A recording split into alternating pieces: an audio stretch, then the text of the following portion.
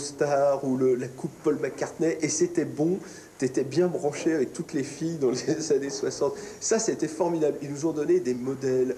Bientôt sur Canal+, 6 heures avec les Beatles.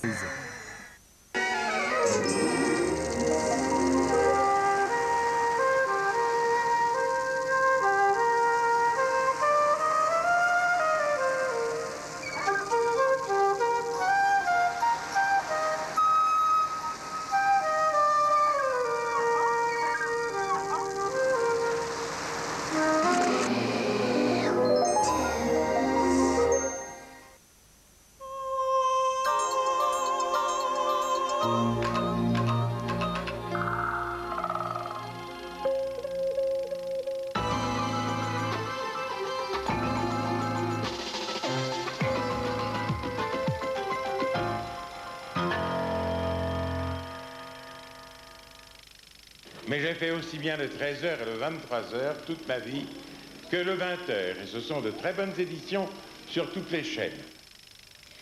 Bonjour, le décès d'un pionnier de la télévision, Léon Zitrone, victime d'une hémorragie cérébrale, le jour même de ses 81 ans, le plus populaire des hommes de la télévision française. Michel Denisot, dans quelques petites minutes, animera un spécial Zitrone, hommage à l'homme et aux professionnels dans Télédimanche.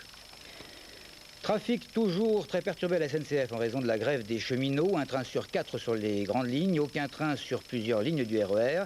Entamé jeudi soir, le mouvement est reconduit de jour en jour. Probable conséquence, la 3e table ronde avec les syndicats de cheminots sur le contrat de plan qui a été avancé à cet après-midi par le président de la SNCF. La manifestation des femmes hier à Paris, en province, des dizaines de milliers de personnes pour la défense des droits des femmes en matière d'emploi, d'égalité, de contraception et d'avortement.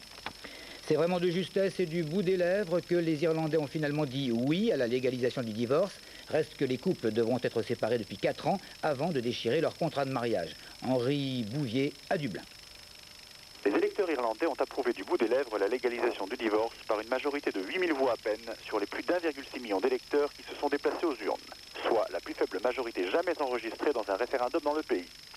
La dissolution des mariages sera désormais possible, mais seulement pour les couples qui auront été séparés pendant 4 ans au moins dans les 5 années précédentes, et si le juge estime qu'une réconciliation est vraiment impossible. La journée d'hier a été particulièrement tendue, le oui et le non restant au coude à coude jusqu'en fin d'après-midi.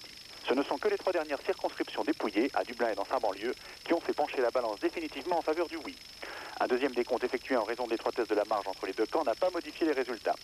Le Premier ministre John Bruton s'est dit soulagé de la victoire du oui, mais a promis d'agir pour calmer les inquiétudes légitimes selon lui de nombreux Irlandais qui ont voté contre.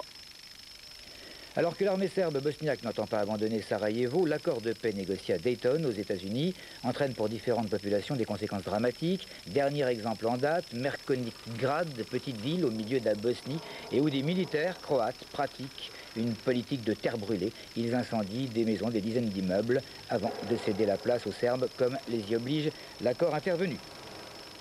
Un bombardement de miliciens islamistes sur le centre de Kaboul ce matin en Afghanistan, 30 morts, 140 blessés, la plupart sont des civils, les islamistes qui veulent s'emparer de la capitale afghane. Pour la première fois, le général Pinochet a indiqué qu'il regrettait les morts de ses opposants politiques.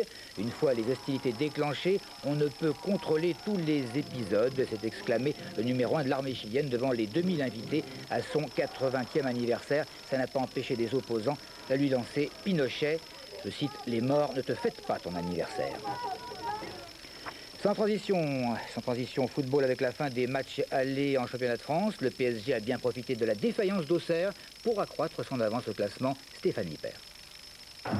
Les semaines se suivent et ne se ressemblent pas pour Auxerre, victorieux 5-0 dimanche dernier à Saint-Étienne, mais surpris hier sur son terrain par Guingamp. Les Bretons n'en finissent plus de surprendre dans ce championnat. Carnot ouvre le score en deuxième période. À ce moment de la partie, Guingamp est pourtant réduit à 10 après l'exclusion d'un défenseur.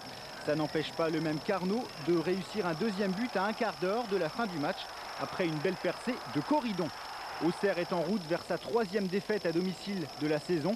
Une défaite 2-1 après la réduction du score par Diomède. La semaine prochaine, Guingamp recevra le Paris Saint-Germain et ça promet car le leader est en forme à l'image de son attaquant Patrice Loco. Loco, auteur également d'un doublé, son premier en championnat face à Bordeaux. Le premier but est inscrit de la tête très rapidement après 2 minutes sur un centre de Guérin. Loco que l'on retrouve à point nommé en deuxième mi-temps pour dévier ce ballon repris de la tête par Bravo. 2-0. Patrice Loco, également à l'origine du 3e but parisien marqué par le Brésilien Rai. Dans le même temps, les poursuivants des Parisiens n'ont pu l'emporter. Metz tenu en échec 0-0 par Nantes et Lens accroché par Cannes 1 partout.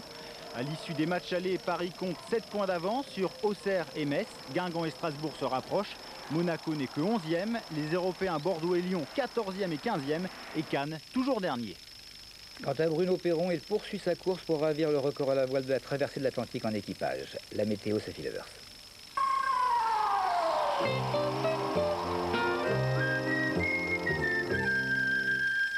Somfy, automatisme pour volet roulant. Nous sommes actuellement pris en sandwich entre 2 dépressions. Résultat des courses, on passera l'après-midi sous la pluie, à quelques exceptions près qu'on va voir tout de suite sur la carte.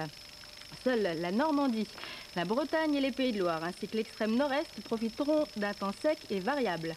Partout ailleurs, la pluie sera de la partie. Ces pluies seront particulièrement fortes sur le Languedoc-Roussillon et les Pyrénées.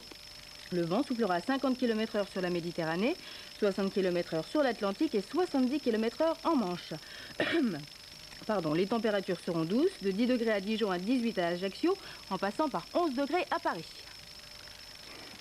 Midi et demi, Michel Denisot, ses invités et de nombreux documents souvenirs pour un spécial Monsieur Zitroun.